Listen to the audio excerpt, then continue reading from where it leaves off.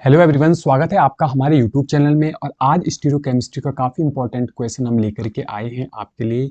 यह है question number 22, right. तो आपको क्या बताना है, यहाँ पे दो हाइड्रोजन एटम दे रखे हैं HAN HB। इनके बीच में आपको रिलेशन बताना है, क्या ये डाई स्टीरियोटॉपिक प्रोटॉन है या फिर इनिशियोटॉपिक है या फिर होमोटॉपिक है, राइट। ये दोनों हाइड्रोजन सेम है, केवल इन दोनों को डिस्टिंग्विश करने के लिए HAN HB लगाया गया है। तो हम कैसे पता करेंगे कि ये डायस्टीरियोटॉपिक होंगे या फिर इनेंशियोटॉपिक होंगे या फिर होमोटॉपिक होंगे। तो पहला जो मेथड होता है इसका सॉल्व करने का, देखो हम क्या करते हैं, रिप्लेसमेंट करते हैं, राइट। रिप्लेसमेंट का मतलब क्या है कि ये जो हाइड्रोजन है HA, हम HA को रिप्लेस करेंगे किससे बच्चों, D से, ड्यूटेरियम से, राइट। उसके बाद क्या प्रोडक्ट बनता है वो यहाँ पे बनाते हैं। CH3 ऐसे ही रहेगा, सारी चीजें वैसी ही रहेंगी जैसे फर्स्ट में है, लेकिन केवल एक चीज चेंज होगी, वो होगा H को हमने रिप्लेस कर दिया D से, राइट। ये कर दिया। दूसरे में हम क्या करेंगे, जो HB है हमारा, उसको रिप्लेस करेंगे किससे बच्चों, D से।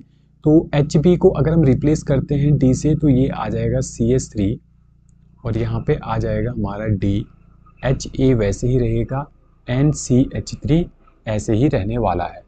अब ये जो कंपाउंड मेरे बने, compound A and compound B, इन दोनों में हमें देखना है कि ये आपस में क्या आइडेंटिकल हैं या फिर इनेंशियोमर हैं या फिर डायोस्टीरियोमर है, राइट।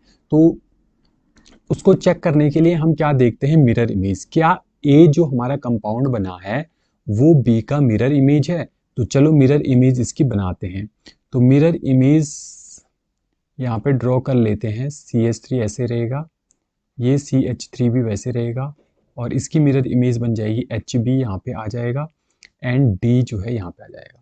तो अगर इन दोनों को मैं कंपेयर करूँ, ये दोनों एक जैसे ही हैं, यानी कि जो कंपाउंड A है वो कंपाउंड B की मिरर इमेज है, ठीक है।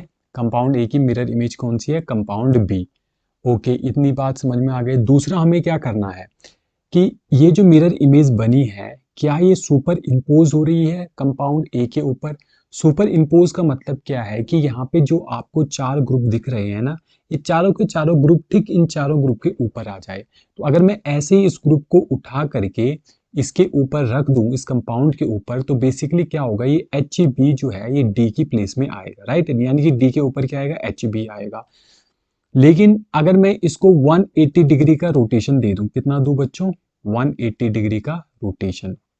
तो 180 डिग्री का रोटेशन करने के बाद क्या हो जाएगा, जो टॉप है वो बॉटम, वो तो दोनों सेम ही है, तो यहाँ पे तो कोई फर्क नहीं पड़ने वाला है। और जो लेफ्ट था वो राइट एंड जो राइट था वो लेफ्ट में चला जाएगा, यानी कि D यहाँ पे आ जाएगा, HB यहाँ पे आ जाएगा। तो ये जो कंपाउंड A है और ये जो कंपाउंड बना है, ये दोनों के दोनों क्या है बच्चों, सेम है। 180 डिग्री का रोटेशन मैंने इसलिए करवाया क्योंकि यहाँ पे सिंगल बॉन्ड है, सिंगल बॉन्ड के अराउंड रोटेशन पॉसिबल हो सकती है, तो हमने ये रोटेशन पॉसिबल करा दी। तो यहाँ पे बेसिकली ये दोनों क्या हो गए, हमारे सेम मॉलिक्यूल हो गए।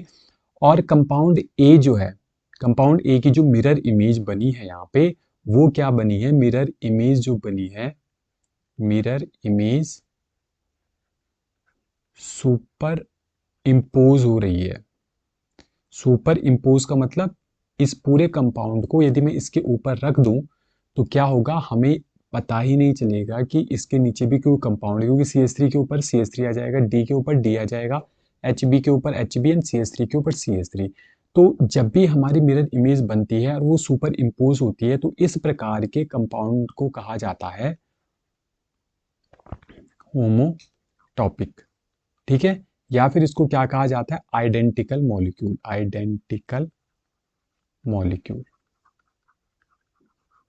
ठीक है। यानी कि A और B दोनों आपस में क्या है, आइडेंटिकल है। और जब भी आफ्टर रिप्लेसमेंट, ठीक है, जब हमने इन दोनों को रिप्लेस कराया, जो प्रोडक्ट मेरे बने A एंड B, तो आफ्टर रिप्लेसमेंट यदि मुझे आइडेंटिकल कंपाउंड मिल रहे हैं, ठीक है, तो वो कहलाएंगे होमोटॉपिक प्रोटॉन।